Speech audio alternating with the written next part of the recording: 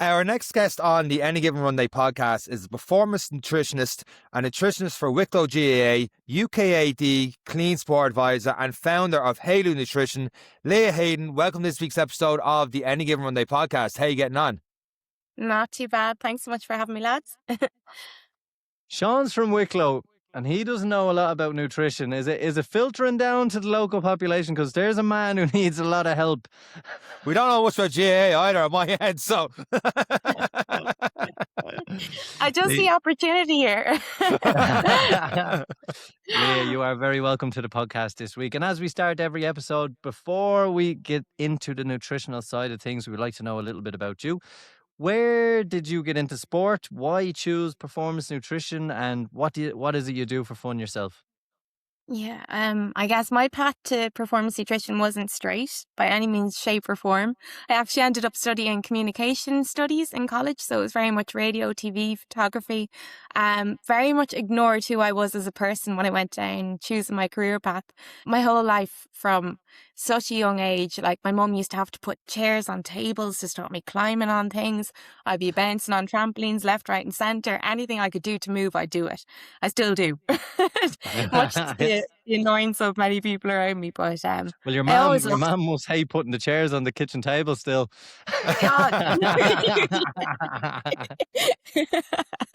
You had no idea. People would call to the house and be like, what's going on? They'd be like, Leah. But I think it was very much, I guess, bed into me from a young age. You know, movement is health. At the age of 4, I was diagnosed with type 1 diabetes. I guess things have advanced a lot in the last couple of years. But, you know, at that age, it was you couldn't eat if your bloods were high. So you had to move to get them down. You can imagine that was, I guess, both a good thing and a bad thing. You know, you can develop a very unhealthy relationship with movement and with food when you're being told one equals the other, you know. So I guess I had a lot of experiences at a young age learning about my body, learning about energy management, learning about movement, how it impacts your energy, how to recover. But then, like, as a young kid, all you want to do is play with the kids around you and, you know, get involved in sport. I used to play Gaelic, I do gymnastics, and right up until I got to secondary school, I was told all my cousins were joining hockey, so you're going to do hockey too. And I was going, God almighty, another one. You know, my weekly timetable was getting pretty full with all the different sports, never mind climbing on the table at dinner time. But then I got into hockey. I think I got one compliment from the coach and I was sold. So I was playing hockey then all throughout secondary school, you know, going for trials at Leinster and just being competitive, but also, I guess, not maybe being attentive to the fact that I was so driven, but maybe my relationship with exercise is a bit distorted. My relationship with my nutrition was a bit distorted because at the end of the day, I was probably running away from, you know, I guess the real kicker there in the background, which was minding and taking care of my diabetes. So at the age of 16, then I was diagnosed with eating disorder. Got a lovely psychologist who I worked with, and then through that, I guess I really developed a grow for trying to understand nutrition a bit better, wanting to know a little bit more about it, wanting to understand the relationship between fueling and performance, fueling and recovery, and then also developing a healthy relationship with it. Still, I guess I'd sold myself the idea that I wanted to get into media. I wanted to get into, you know, radio, TV, film, all of that.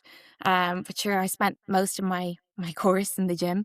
I was watching all the AT&T students coming in, the sports science students, and I was like, all I want to do is study, you know, study sports science and change. So come second year, I was like, Mum, Dad, like, please, can I swap? And they were like, absolutely not. No way. Oh, wow. Right through. You go, yeah. Fair play to them. They made me go through something I didn't want to go through, but you know, in a good way, because it really made me really passionate about, I guess, picking up my socks and carving out my own path when it came to nutrition and it came to learning in that space. So, I went on to do a load of short courses just to test it out, try it out, see what it was like. I did precision nutrition, which is like a coaching course. Yeah, I've done that one. It's really good, actually. It's really good. I like the visuals behind it. So very much, I guess, intertwining communications end of things, visual, with nutrition and health. And the way it was delivered, you probably know yourself, Eric, the way it's delivered to you, it's very immersive and engaging. So that made me really passionate about wanting to do more in this space, wanting to know how the body worked. So I studied personal training, like a large majority of people these days now, personal training, but went on and then did life coaching. So it was personal leadership and executive coaching. Just off the bat, then thinking about how do you make people change their behaviors, because that's a big part of nutrition. And then finally went on to do my postgrad in performance nutrition. And I'm now back in UCD doing a master's in food nutrition and public health. So a long winding path to actually get to where I am today as a registered sports nutritionist. And I don't think I would have had it any other way. It's just because we've had this before on the podcast, and probably long-term listeners and listen to that last part there. A registered sport nutritionist. So you've letters against you're accredited. You've letters on your name on this one. So you've more backing into what you say for the nutrition side of things, and you talk a lot about just the mind for nutrition more so, and communication in itself. One thing that we haven't really talked too much on podcast is gut health and that relationship between the gut and nutrition, the brain and all the rest. What is gut health? Is this just a fancy internet term, or is there more to this? No, great question. Gut health, like I guess, this topic, like you say, over the last couple of years has exploded. The research in it's still developing. UCC are doing loads of work in this space. Professor John Cryan is doing a lot of work in the research in this space, and we're still learning more and more. Now we're seeing how it's connected to other areas in our body, like the estrobolome, which is the estrogen and microbiome related. So women are a little bit different when it comes to gut health versus men. The relationship then between like our muscle microbiome, the cross connection and cross talk between those two organs, the gut brain axis as well. I'm sure you've heard a lot about food and mood and how most of our serotonin is produced in our gut. So it's huge.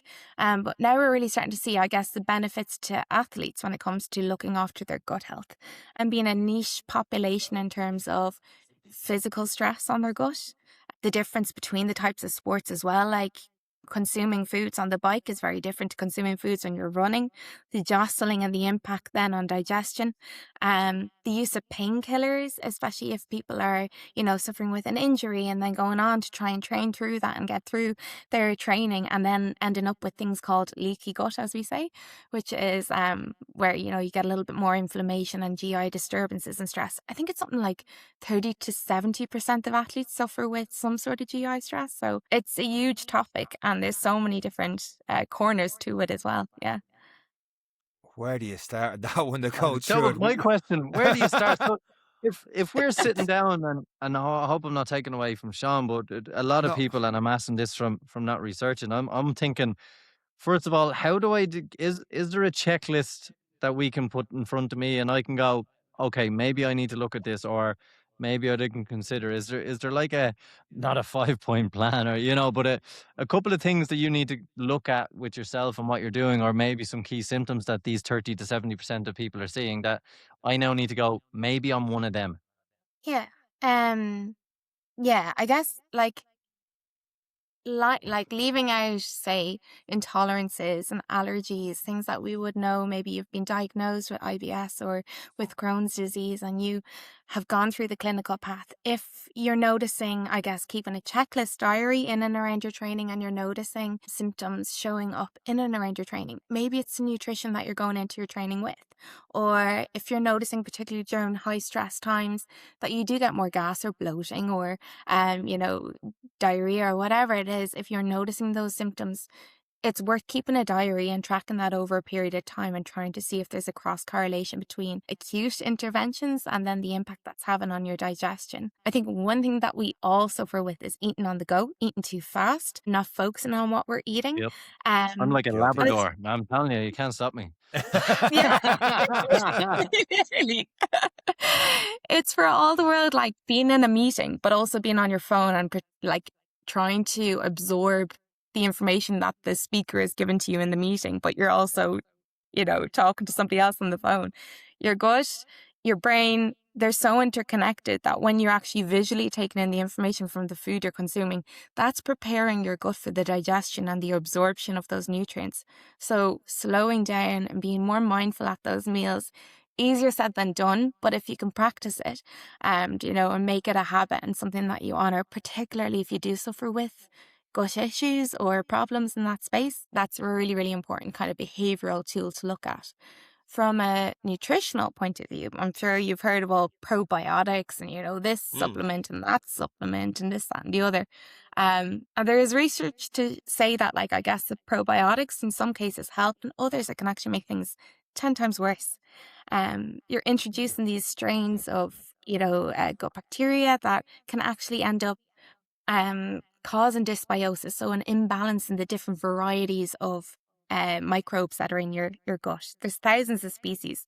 Introducing another of the same that this already overpopulated with can actually end up causing more gas and more bloating. So I'd say coming back to kind of the fundamentals around your diet, making sure that you're eating your fruits and your vegetables, in diversity, so polyphenols, lots of kind of dark blue and purple, like berries, really, really rich in polyphenols that help to reduce inflammation. Your fermented foods, like your sauerkraut, kimchi, kefir, all really good.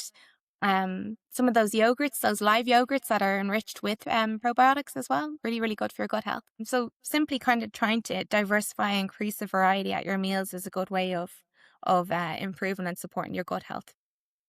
From endurance perspective, you'll go for the long run and stuff like that. Maybe it's just me, would tend to go for something real quick and maybe ultra processed. So maybe a bowl of cereal, or maybe Eric maybe be guilty of a few jellies and stuff like that. That kind of more ultra processed stuff, how does that affect not only performance but mood when you're looking at days of trying to have, let's say you're going for your long run, whatever that may be, and you're just trying to get the calories in? Is there a point where that becomes a negative effect of having so much ultra processing? Is that really that bad of a thing? You're so well ahead of the research there, Sean. Like, there is so much Are still you? needs to be Hold done. on a minute. That's the biggest compliment I've gotten in need to lie down. 312 episodes of the podcast. That is it for Mother this of episode. God. I'm on a high. I'm leaving. I'm hanging up. That's it for this week's. I'm not listening to this anymore. If you saw this man in his everyday life, to turn around and say he's ahead of the research, oh my God, I already know I'll this take is it. going to be I'll a take reel. it. Don't This even is know the gonna be a question reel. anymore, man. That's going ahead real there. There's going to be no You told me, information Eric, out he's of a this Wicklow reel. man. I got to give him a compliment. Oh my God. Leah, you've ruined my day. But anyway, come on, say something good about Sean. So there's like literally, I think only 1 or 2 papers that have come out in the last couple of years on this, like UPF, so ultra processed foods and athletes as such.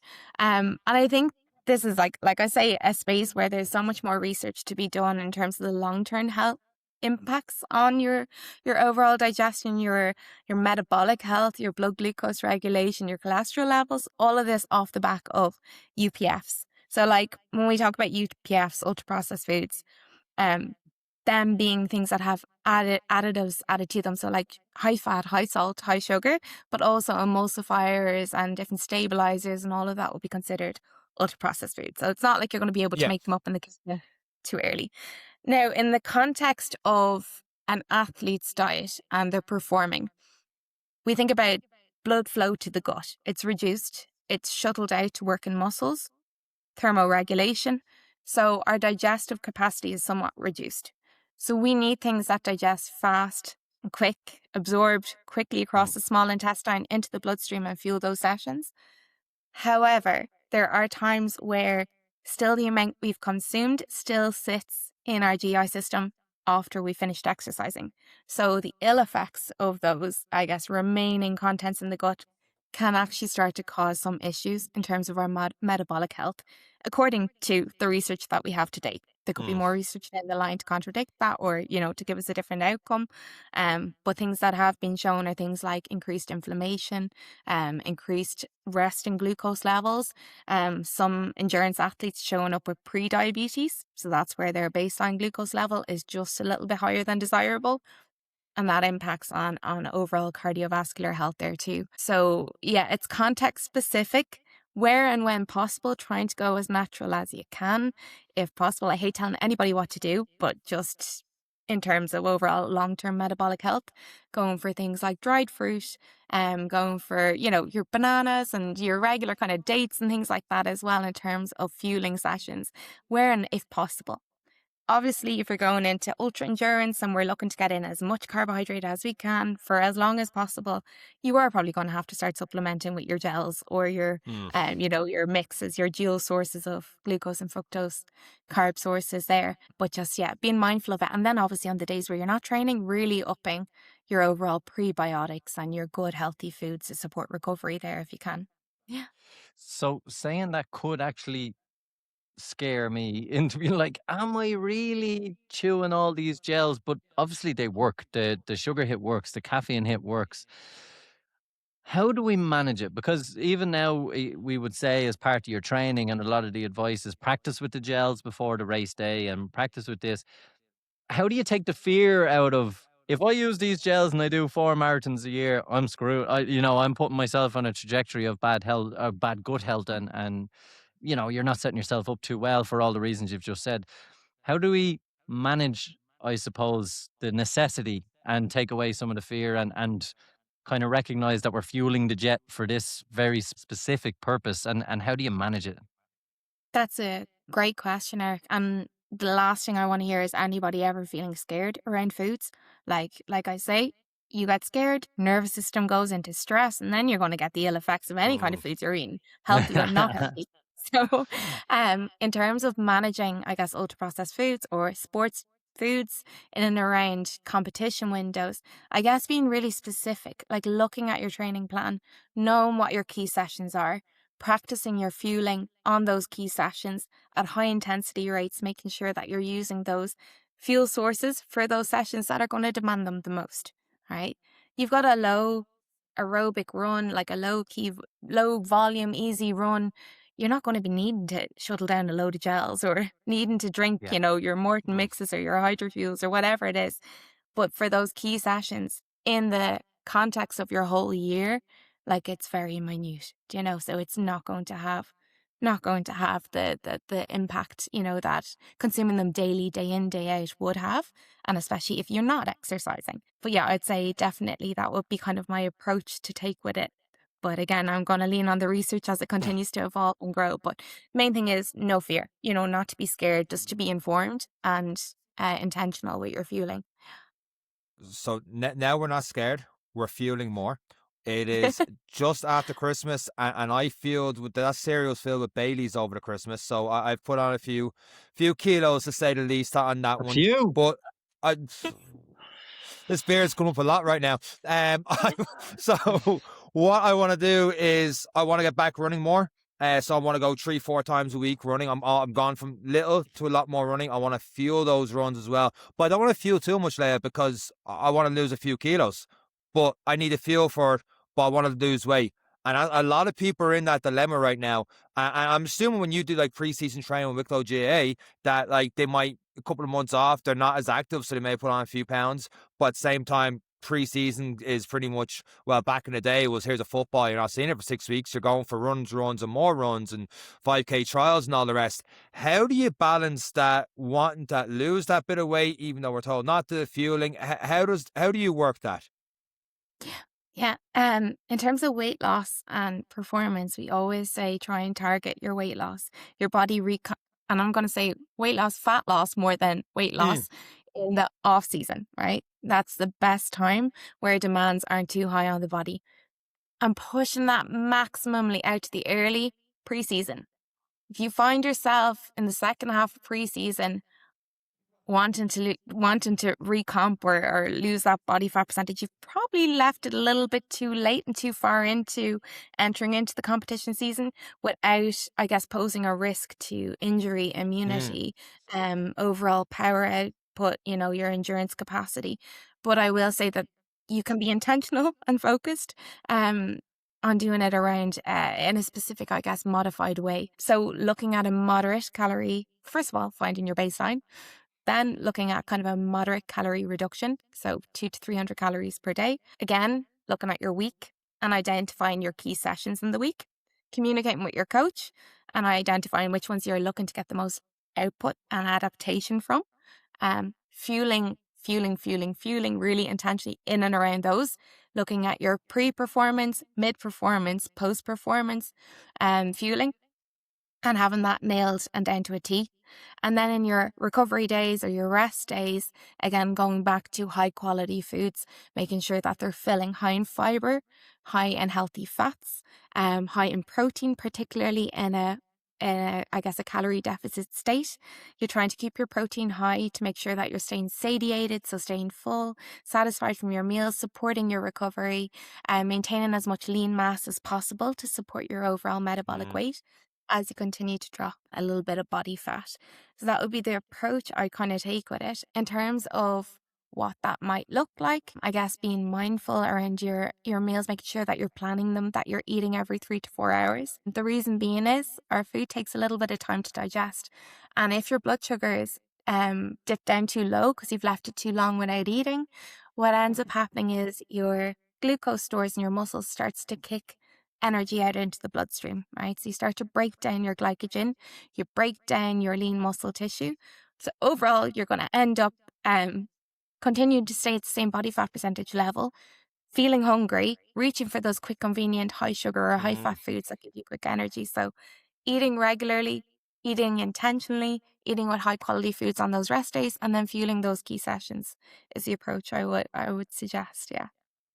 Can I talk to you about the off season? Like every time I'm on Instagram now, I get targeted for some sort of app for intermittent fasting and everything else. But I kind of want to go back to one that I found most interesting from what I read was in not so much intermittent fasting, but kind of like I'm not going to say long term, but the likes of a 36-hour fast, and in the context of gut health, through the concept of autophagy, which they can't really prove, but they there was a Nobel Prize for the comparison to yeast and the human's DNA makeup and how it basically hunts the bad cells and tries to eradicate them.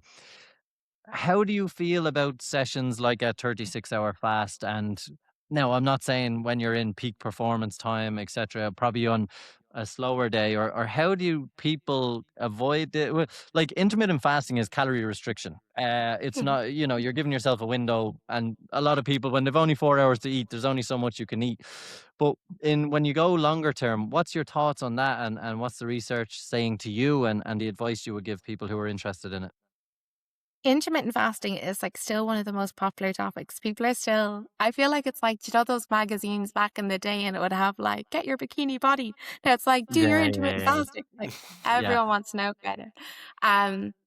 It has been very glamorized, I would say, in terms of a topic. And the benefits, like these keywords are, autophagy, and like to the general population, I guess we just really want to know how to eat a balanced diet and do that. Like 80% of people still aren't reaching their fiber needs. And I'd still come back to getting the basics right for health promotion before going into any kind of biohacking trends as such. In terms of if you are somebody who's like, hey, look, I'm really interested in this subject or this topic, I want to try it out. I want to see if I feel any benefits from it. I'm like, have at it, go for it. By all means, use yourself as an experiment, but understand yourself as an individual. And I guess what things in your own life it can exacerbate in a negative or in a positive way. So if you're going through a really high stress period in work, expect to feel a little lack of focus the next day when your body's hungry. Expect to be a bit distracted in the office. Maybe like, your body's naturally going to go back to looking for foods or hydration. So just thinking about when you're doing it, what else is going on in your life, what your training is looking like as well, and when's the best time for you. But I'd never tell somebody not to do something if they're interested and want to try it out. But I do it from a point of curiosity and a point where you can track the results, rather than, I guess, depending on what's being touted from the media as being something that everybody should be doing. And I want to use myself as I ask because I struggle after I did a good bit of training, a couple of marathons. I actually really became addicted to sugar, like genuinely. Like I hunt it. Like if there's chocolate in my fridge right now, and I've thought about it 20 times today, and particularly after Christmas or periods where I'm on vacation. I find it very hard to break the habit or the want. And for me, and this is again, as you say, as an experiment, I did try for the 36 hours. For me, my habits and my cravings begin to dissipate. Like, not even like half, like 4, 10 times, you name it. I lose that want. I'll always want chocolate. I'll always want the bad stuff, but I don't hunt it as much. And that's just one example for me when we talk about experimenting and like many runners do with different gels and stuff. But I went in knowing I had something and I was looking for certain key measurables. And then afterwards I was like, oh, I'm not craving chocolate at 7 o'clock in the morning and, you know, all this kind of stuff. It is, I suppose, the important thing for people is, as you've said, try something, but know what you want out of it or see if it works for you. Exactly, exactly. And then also not to be bringing in too much bias as well. It's hard, like you can't blind yourself into a study and actually, not know what the control is and not know what the exposure is when you're the one designing your own study here as well. So No, I didn't. To give context, yeah, I didn't know that was going to be the outcome. I had yeah, tried it. I wanted to. I'd never done a fast. I was like, look, 36 hours. What's the worst that could happen? But the outcome of that for me was I noticed my cravings had gone down and a bit of bloating and whatever else. So for that 36, I felt really good.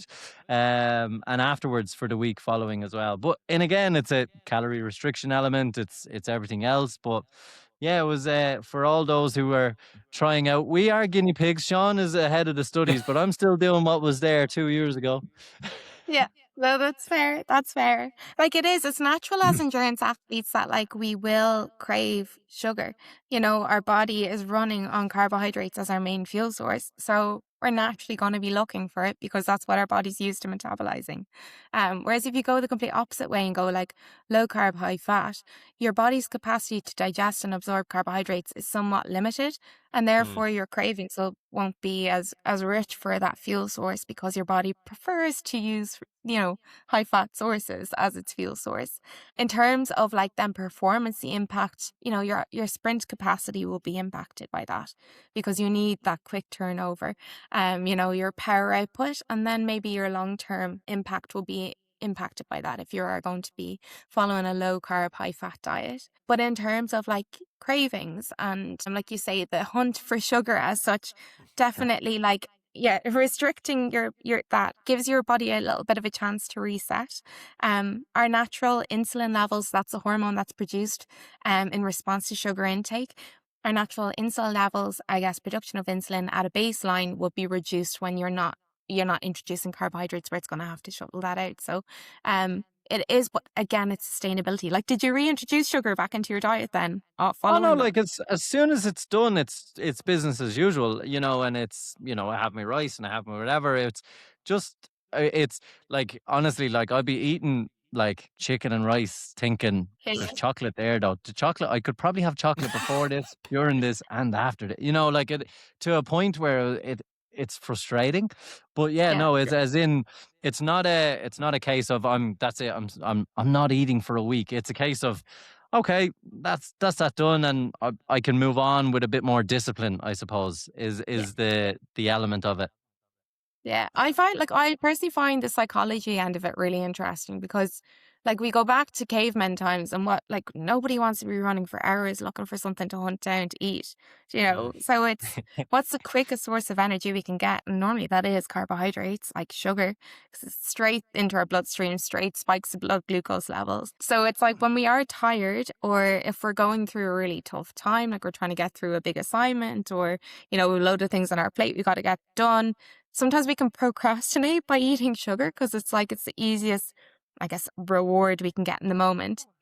That's from like obviously a psychological point of view. From a physiological point of view, not eating enough early on in the day, we can end up getting sugar cravings at nighttime then because we're trying to compensate for the lack of energy earlier on in the day. Or like poor sleep. If you're not sleeping well, your body is on a bit of an energy deficit as well. So like it's going to look for a little bit of a support or aid there as well. So it'll be sugar, caffeine, Yeah. One thing I heard recently on that, I'm afraid to ask a question now. I really think I've peaked on my questions, but was You did. what was hydration and stuff when it comes to sleep that like when I've heard from some people, when you should get up, the first thing should be that glass of water straight away to kickstart the water trend throughout today. Does that have a big impact on it? And is there a magical kind of 3 liters of water to have throughout a day, or is that a myth, or what's the story with that? So sorry, what was the first question there? Sorry, just when I had a completely different train of thought, but just when you You hit were the right, poor Sean. You sleep, did waking up peak. the next, You I did did peak. So You when did. I wake up first thing in the morning, I go into work. I would just have a coffee, and I don't really need the coffee, but I just feel like it's just it's a coffee. It'll do something for me, and it's getting cold now. There's a bit of heat in my hands and all the rest before the session start. But am I better off having that pint of water first thing in the morning? But I've heard some people say, sure, you have a pint first thing in the water. By the time you go to work, it's going straight through you, and nothing's really happening from there. So you should have it like with meals and stuff throughout the day. Is there something to when you should have water throughout the day? Yeah, like spacing it throughout the day is probably better because you're respiring, like you're breathing. And that's you're getting more dehydrated the more you're going throughout your day. So definitely spacing it. I would say gulping down like big. Say if you got up in the morning and you drank 3 liters and you're like, right, tick that box, I'm done for the day. That's up to you. All right, absolutely doesn't have the same physiological benefit than if you spaced it throughout the day. Really important because drinking too much on the one go, we dilute our electrolytes. So that's like our sodium, our calcium, our magnesium, potassium. If we're drinking all too much in the one go, so that can actually have a bit of a negative impact in terms of your overall physiological feeling of wellness, but also functioning. So spacing it throughout the day is probably your best port of call. In terms of first thing when you get up in the morning, overnight, you haven't drank water for like 8 hours if you've had a good 8 hour sleep. So you're naturally just that little bit more dehydrated in the morning time. Can make you feel a little bit more sluggish coming into the day, make you feel cravings for sugar a little bit more because you're looking for that energy. Caffeine as well. So I will say caffeine does cause a little bit of an elevation in blood glucose as well. So Okay. probably getting in the water in the morning helps to, like, our blood is like 80% water. So if our blood is more dehydrated, the concentration of glucose in our bloodstream will just be that bit higher if we don't have that water to help it flush through and get to our working muscles as such. So I would say in terms of do it as the Italians do, they always have their coffee with a glass of water and just go No, from there. Yeah. that I did not know. Eric, you There could you talk go. about all your trips to Italy. You never told me that bit of advice. What's the point in having you as a friend? Switching up from my original train of thought there was a lot of what you're saying, like you're working with someone, is the first thing really mental habits for you in terms of instead of like what foods and breaking down diet plans and all the rest. A lot of you seem to work a lot more of uh, um I keep going back to the word habits more so and the mental kind of thing. How much does that really play effect in dieting? Yeah, I guess I'm interested because I think we need to be intentional when we're actually coming to doing anything. Like you're showing up to a nutrition consultation, you've made the decision to be there. You've made the decision to engage with the topic. There's a part of you that wants to make a change or a difference. And coaching is like that fundamental aspect behind making any kind of a Mm. change. Me as an expert, I can't make anybody do anything, but I can facilitate their thought processes around changing their habits with their nutrition or, picking up something different in the supermarket. But it has to come from their own personal want.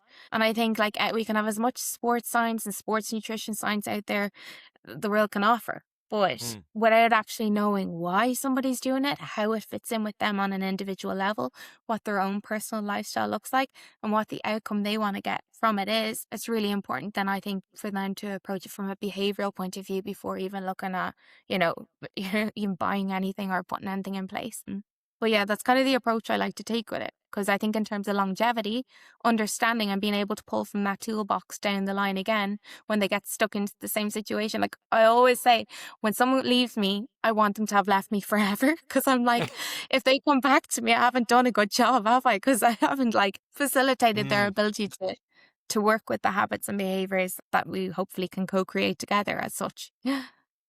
This is going to sound like I just did not listen to you for the last minute. So I'm going to try and make it as specific as I can to people listening. I'm going to be biased towards people doing the Barcelona Marathon here right now. For people doing spring marathon, stuff like that. is there a very kind of general kind of, these are the go-to thing for those doing running and marathon kind of training, and they're building up their mileage and stuff right now? I know everyone's individual, but do you have kind of go-tos that you recommend for endurance runners that are building right now towards a marathon? Yeah, I guess again, I come back to those key sessions, making sure that you're getting your pre-fuel, testing out different types of fuels during your runs as well, seeing what sits, never try anything new on race day, making sure you're getting in your recovery. It's a guilty face there, yeah. Yeah, I'll be called out if I didn't say in the podcast. I'm guilty of that. So's Eric. I did every time. It's so common though. And like, you know, the poor they lose at these marathons as well. Like, I mean, train your gut. If you can train anything, train your gut. Obviously our gut is like a muscle, the way our like quads are a muscle or our calves are a muscle. We can train it, but it takes time to, you know, I think it's about 6 to 10 weeks, and trying to do that around every key session, trying to increase your carbs at each of those sessions as your mileage builds as well, and making sure that your body is adapting and absorbing and able to tolerate that level of carbohydrates that are going to support your optimal performance then on race 6 to day. 10 weeks for that to build your Mm. gut? Well, it can take 6 to 10 days, but realistically, nobody's going to be doing intense training sessions 6 to 10 days back to back to back to back. Yeah, so you need So that in there. spacing it over 6 to 10 weeks is a more moderate way of doing it, and giving yourself the time. Yeah. So would you say that if someone could show up and use something they've never tried before, that they have trained their gut so well, would you put that on a CV as a skill? I'm just trying to say, like, I've done it every time. I think it's a talent. You know, when people look for their superhero skill, this stomach, it's You can put it on a unbelievable. CV once my name's not going on that beside Yeah, that's all right, Leah. Don't worry.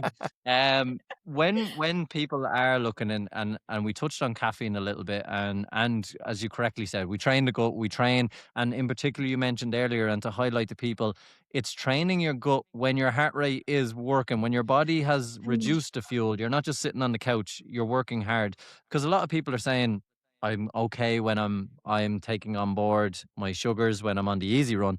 But when I'm doing the hard runs, I actually find I want to get sick, or I want to do, and that's the kind of key thing for people, is to practice. And a point you've alluded to over many points, but just to bring it together. So to touch on fueling during and also caffeine. How do people manage this? Because this is always one of the biggest questions we have when people are looking for nutrition talk when it comes up to the building up to the marathon, and what should they be looking out, and more importantly, what advice should they be avoiding? Because I've seen a lot of bad stuff online as well, but what should they be looking out for when they're fueling the race? Fueling the race itself. God, it's been a long time since I've actually been working with like endurance athletes as such, but just going back to even my own personal Well, it didn't experience. start today with me and Sean Yeah. anyway.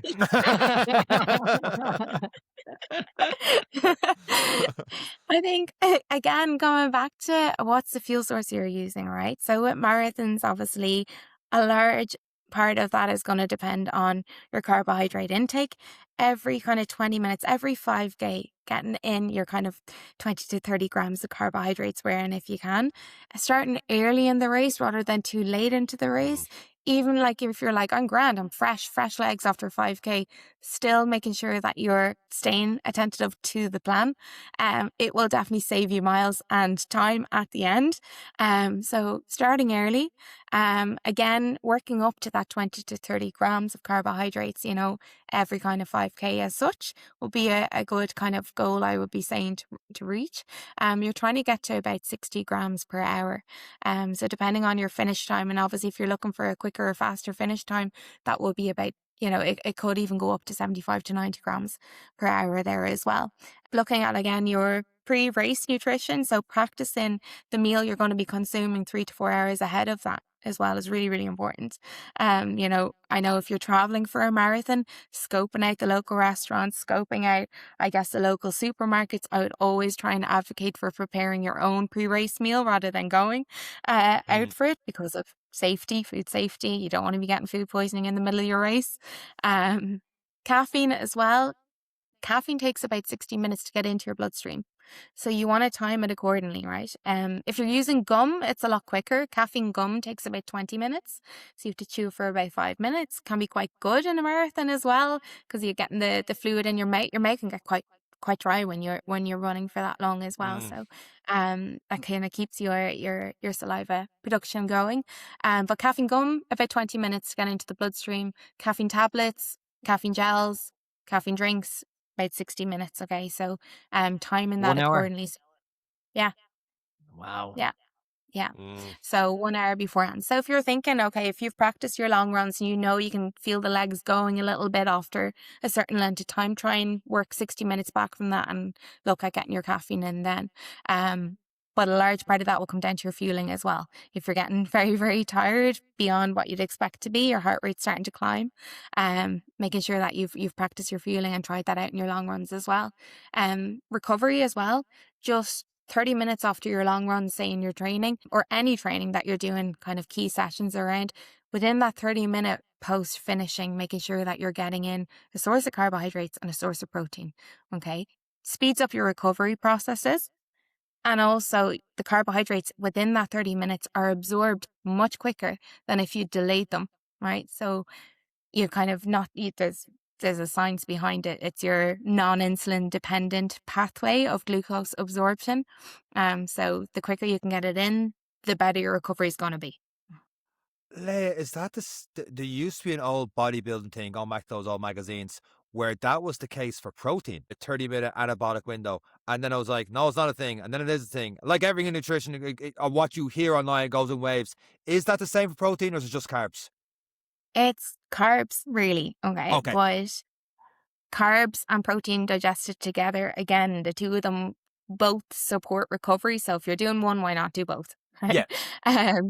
In terms of lean mass retention, if you're trying to go through gaining mass as well, it's basically down to the amount of protein that you've taken throughout your day as such, right? And trying to space it throughout the day, not consuming it all in the one go, tends to show better results. There was a paper produced last year that said it doesn't make that much of a difference. But what I will be saying is trying to space your meals evenly. If you're eating every 3 to 4 hours, maintaining your glucose levels at an optimal range and then getting your key sessions in and recovering well, then I wouldn't be trying to go down any kind of niche routes as such, other than that 30 minutes post-training, getting the carbohydrates in to refuel. Yeah. Speaking of those niche routes, and I'm kind of stuck on time. This is on my end here. So, when you go on to you open the phone, you see Instagram, you're scrolling through, and you're seeing all these because it's your field. So I'm assuming you'd see a lot of different nutrition stuff online. Is there anything in particular, as I say this, that pops out that just drives you up the wall that you keep hearing this message on nutrition or fueling, or someone in the supermarket saying you shouldn't eat this, yeah, it's not a bad thing, or you should have a keto diet, and I'm naming off different things, give you an out on it, but is there something that you're like, god damn it, this has to stop?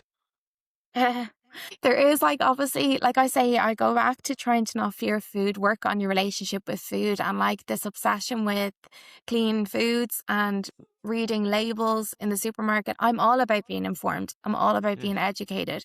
But to the extent where it's actually causing disordered eating or obsession, I will be eating disorders are on the rise as it is. I don't think there's any need to try and bring that into the conversation around nutrition as such and healthful nutrition. So that is one thing I would keep in mind. The other is fasting. So not picking on intermittent fasting whatsoever, but again, the context in and around female, hormonal function and health, the rise in red S, low energy availability, the impact of the amount of people who are now taking up running, and then all these little things around kind of getting obsessed over labels and skipping meals or, fasting as well. And then this influx of increasing cases with low energy availability and red S symptoms as well. So that would be, I'd be trying to be, balanced in my answer to that question. But not breed obsession and just know yourself as an individual athlete, I would say. Just when it comes to ingredients and stuff on products, I hear, or I read, one side of it is this is really bad for you, it can do X, Y, and Z, whatever. But then the other side is that you would have to have 100 packets of that every day for like 8 months to even have any sort of impact on you. Like the way percentages of like 1% to 2% seems like a lot, but it's a percentage increase, but it's so minuscule. Is that what's happening here? People read a study, and like people like myself that I only did one module on, but I still wouldn't be able to properly read a scientific study, and they see one thing out of it and they're taken out of context. Is that what's happening here with some of these nutrition labels? I think the science is still evolving in this space. I think that maybe we're jumping on the train a little bit too early. Right. There are so many other things in our life that we do that probably aren't good for our health. And then we get honed in on one thing that we can control, and that's when it becomes disordered. I would focus on, rather than taking things out, limiting them, or causing fear, I'd focus on the things that we know we can add in, more fiber, more healthy, fruit, veg, increase our hydration, eat regularly. Like, I know it sounds so boring, but we're devils for like honing in on one small controllable factor, that actually breeds disordered relationships with food. And then we're going to be, anyway, I'm going into kind of the food policy end of things, but I just that there's so much we still aren't doing at the basic level that we could focus on, and that we reap the health benefits from, in the long term. Final question, Leah. You have your Instagram. There's been a mistake with Instagram, and all of a sudden your account is going to be the first thing that pops up when everyone in the world opens up their Instagram, and you've got one message to put out there. Putting a lot of pressure on you right now. This could went turn the whole wrong. She did future a of communications degree. What would be that because your Instagram is phenomenal. You've got so many stuff we didn't even touch on the podcast. You go so much more in depth and stuff. It's a lot of great info on that page that I got a lot from personally. What would be your one post that you had to post only one more thing about? What would it be? Oh God, John, that's awful. You really did peak with that question earlier. Yeah, I did. Look, I'm not used to being so high up, but I had to bring myself right way down and end the podcast on that note, Leah. I think you should take this one, Sean. Given the question you asked earlier, this is your chance. One last thing. Oh, that's so hard because nutrition keeps changing year on year. Let's put some brackets on it. People who are still in that new year, new me, and they're about to go on their journey. They may be taking up running. They may be getting involved and starting to move more. It's a great question, Eric. Yeah. Thanks, Sean. You're very good to me. I would focus on your, like I say, your again, the periodization of your week. So again, I'm going to sound so boring and keep going over the same ground, but like color code your week. It's the exact same as what's on my page. I've got red meals, orange meals, and green meals, like a traffic light system, right? Your red meals are your low carb meals. Your amber meals, your orange meals are your moderate carb meals, and then your green meals are your high carb meals, your fueling meals. Look at your week. Look at your busy days, right? Fuel those busy days. Recovery days, go back to that red stop sign, right? And reduce the amount of energy in them. If you can periodize your nutrition like that, you're aligning your lifestyle with your metabolic needs, and it keeps everything checked and everything in balance. So that's it. That's my one last post I would give. And on that note, Leah, where can people get in touch, and where is your Instagram? I'm Haley Nutrition on Instagram, and sure, that's kind of just my primary mechanism. I'm on LinkedIn as well, Leah Headon, so it's Headon, Head-on basically. But Leah Headon on LinkedIn if anybody wants to connect. That's what Google told me. On that note, thank you very much for this episode. That is it for this week's episode of the Any Given Monday podcast. For myself, Leah, and Eric. Take care. Thanks.